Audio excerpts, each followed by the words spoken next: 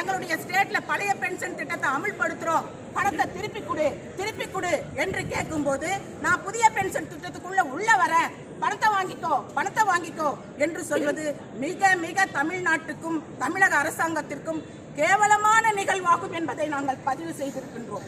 அதை போலவே இந்த மாதத்திலிருந்து பிப்ரவரி 2024 இருந்து புதிய பென்ஷன் திட்டத்தை நீங்கள் ரத்து செய்தீர்கள் என்று சொன்னார். ஏன் நாங்க தெளிவா சொன்னோம்னா, முதலமைச்சர் பேச சொல்லியதனுடைய அடிப்படையில் உங்களை பேச்சுவார்த்தைக்கு கூப்பிட்டிருக்கிறேன்னு சொன்னார். அப்ப நாங்க அவங்க கிட்ட தெளிவான விஷயத்தை பதிவு செஞ்சாதான் அவங்க போய் முதலமைச்சர் கிட்ட தெளிவா பதிவு பண்ண முடியும் என்ற அடிப்படையில பிப்ரவரி 24க்குள் புதிய பென்ஷன் திட்டத்தை தமிழ்நாட்டில் ரத்து செய்தேன் என்று நீங்கள் சொன்னீர்கள் என்று சொன்னால், நீங்கள் ஆண்டுதோறும் கட்டக்கூடிய 68,000 கோடி இன்ட்ரெஸ்ட் இந்த மாசத்திலிருந்து நீங்க கட்ட வேண்டாம் என்ற ஆலோசனையை நாங்க பதிவு பண்ணோம். நாங்க பேசும்போதே பதிவு சொன்னோம். ஒரு பெண் பிரதிநிதியாக நாங்கள் பேச்சுவார்த்தைக்கு வரவில்லை. தமிழக அரசாங்கத்தினுடைய நிதி நிலையை சீராக்குவதற்கு உண்டான ஆலோசனையை சொல்வதற்கு வந்திருக்கிறோம் என்று சொன்னோம்.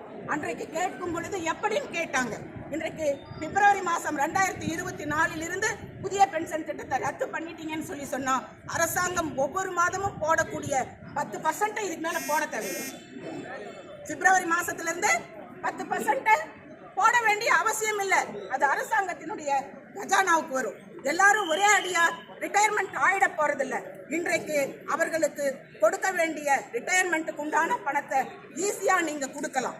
இப்போ 35,000 பேர், இந்த 6.5 லட்சம் பேர்ல 35,000 பேரு சிபிஎஸ்க்குள்ள இருக்கக்கூடியவங்க ரிட்டையர்மெண்ட் ஆயிருக்காங்க, இறந்து போயிருக்காங்க. என்னால பணிபுரிய முடியாத சூழ்நிலையில விருப்ப ஓய்வு கொடுத்திருக்காங்க.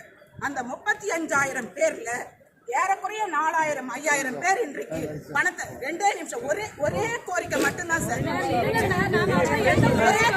நான் வேற எந்த கோரிக்கைக்கு நான் போகல. ஒரே கோரிக்கை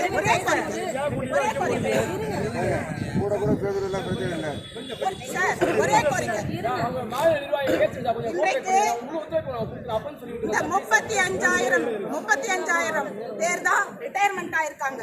அவங்களுக்கு இந்த மாசத்துல இருந்து நீங்க சிபிஎஸ் ஜிபிஎஃப் பண்ணிட்டு 35,000 பேர் 4 வருஷம் 5 வருஷம் எந்த விதமான பென்ஷனும் இல்லாம, அவங்க குடும்பம் எல்லாம் கல்வி கூட இல்லாம அனாதையா நடுத்தருவில் இருக்கக்கூடிய குடும்பங்களுக்கு நீங்க ஒரு மாசம் பிளஸ் ஒரு மாசம் பென்ஷனை கொடுங்க, ஒரு மாசம் அரியரை கொடுங்க. அப்படி கொடுத்த அரசாங்கத்துக்கு கஜானாவுக்கு ஒரு பெரிய இழப்பு வராது. போடுங்க இன்ஸ்டால்மெண்ட். எத்தனையோ இன்ஸ்டால்மெண்ட் நம்ம பார்த்துட்டோம். ஒரு 20 இன்ஸ்டால்மெண்ட், 30 இன்ஸ்டால்மெண்ட், அந்த 35,000 குடும்பத்துக்கு நீங்க கொடுங்க. அந்த குடும்பம் உங்களை வாழ்த்தும் நாங்க சொன்னோம். அந்த குடும்பம் உங்களை வாழ்த்துன்னு சொன்னோம். மீதி இருக்கக்கூடிய அரியர், டிஏ அரியர் ஆகட்டும், அது 21 மாத கால அரியர் ஆகட்டும், எப்படிப்பட்ட அரியராக இருந்தாலும் சிபிஎஸ்க்குள்ள ரிட்டையர்மெண்ட் ஆன ஊழியர்களுக்கு இன்னைக்கு கையில கொடுங்க. இருக்கக்கூடிய பணியில் இருக்கக்கூடிய சிபிஎஸ் ஊழியர்களுக்கு ஜிபிஎஃப் ஆயிட்டா ஆட்டோமேட்டிக்கா ஜிபிஎஃப்ல சேர்ந்துடும். அவங்க லோன் போட்டு எடுத்துக்கொள்ளக்கூடிய ஏற்பாடுகளை நீங்க செய்யுங்க. இப்ப அரசாங்கத்துக்கு மிகப்பெரிய ஒரு நல்ல பெயரை உருவாக்கும் என்று சொல்லி இந்த அரசாங்கத்திடம் கேட்டோம். ஆனால் பேசி முடிச்சுட்டு 3 அமைச்சர்களும் 4 மணிக்கு முதலமைச்சர்கிட்ட போய் சந்திச்சு இந்த கருத்தை பதிவு பண்றேன்னு சொன்னாங்க. 13ஆம் தேதி 3 அமைச்சர்கள் பேசிய விஷயம் முதலமைச்சர்கிட்ட இப்ப வரைக்கும் சொல்லலையா? கூப்பிடுங்க, அந்த 3 அமைச்சர்களும் வரட்டும்.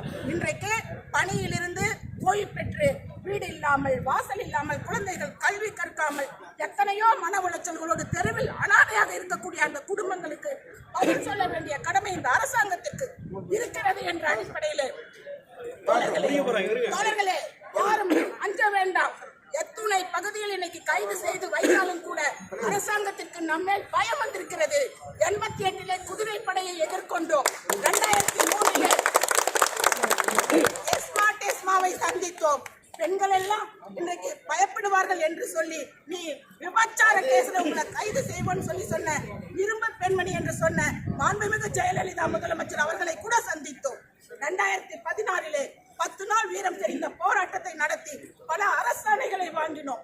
தீர்ப்பாயத்தை அமைத்தோம். அப்பதான் போட்டாங்க ஜிபிஎஃப்க்கு, சிபிஎஸ் குழுக்கு சாந்தா சீலா நாயர் கமிட்டியை போட்டாங்க. என்ன ஆச்சு அந்த கமிட்டி என்று 13ஆம் தேதி கேட்டோம். எதுக்குமே பதில் சொல்லாம பேச்சுவார்த்தையில கூப்பிட்டு உங்ககிட்ட நாங்க பேசிட்டா எதுவுமே வேண்டாம் சார், எங்களுக்கு சரண்டர் மட்டும் இருந்தா போதும் சார் என்ற குழு நாங்கள் அல்ல. கொடு சரி சிபிஎஸ்ஐ ஜிபிஎஃப்-ஆக மாற்ற வேண்டியது உங்களோட கடமை. ஓட்டு கேட்க வரும்போது மட்டும் தேர்தல் காலத்துல நாங்க வந்தா அதை பண்ணிடுவோம் இதை பண்ணிடுவோம்னு சொன்னீங்க. இன்னைக்கு எங்க வீடு தேடி அன்னைக்கு வந்தீங்கல்ல, ஓட்டு கேட்க வரும்போது தேர்தல் காலத்துல எங்க வீடை தேடி வந்தோம்ல, நாங்க இப்படி உபசரிக்கல. தமிழ்நாட்டுல எங்க வீட்டுக்கு வரும்போது குழந்தைகளோடு குட்டிகளோடு நடுத்தருவில் நின்று உங்க மேல மலரெல்லாம் தூவி விட்டு அன்பா வரவேற்றோம். இதுதான் தமிழர் பண்பாடா?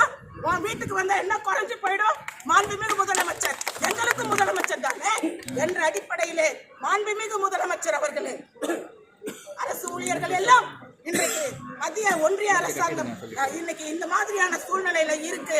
இவங்களாம் நம்மளை தவிர வேற யாருக்குமே ஓட்டு போட்டுட முடியாது என்ற எண்ணத்தில் நீங்கள் மமதையில் இருந்தீர்கள் என்று சொன்னால், எங்களுடைய 35,000 குடும்பங்கள், இறந்து போன 35,000 விடுபட்ட ரிட்டையர்மெண்ட் ஆன குடும்பங்களோடு 6,000 லட்சம் குடும்பங்களுடைய கண்ணீரும் வரக்கூடிய பாராளுமன்ற தேர்தலிலே பதிலடி கொடுப்போம் என்பதை உங்களுக்கு நாங்கள் நினைவு கூற கடமைப்பட்டிருக்கிறோம். ஆகையால் இந்த முற்றுகை போராட்டம் உங்கள் வீட்டுக்கு வருவதை சந்தோஷமாக நீங்கள் ஏற்றுக்கொண்டு எங்களுடைய மாநில ஒருங்கிணைப்பாளர்களை பேச்சுவார்த்தைக்கு அழைத்து ஒற்றை கோரிக்கை கேட்டாங்க. 3 அமைச்சரும் கேட்டாங்க. கடைசியில ஏதாவது ஒரு கோரிக்கையை சொல்லுங்கன்னு கேட்டாங்க. தைரியமா சொன்னோம், டக்குன்னு சொன்னோம், சிபிஎஸ் ரத்து பண்ணுங்கன்னு சொன்னோம். அந்த கோரிக்கையை இன்றைக்கு வரைக்கும் 3 அமைச்சர்களும் மாண்புமிகு முதலமைச்சர் அவர்களிடத்திலே சொல்லவில்லை என்று சொன்னால் தண்டனை கொடுக்க வேண்டியது 3 அமைச்சர்களுக்கு தானே தவிர எங்களுடைய குழுக்களுக்கு அல்ல.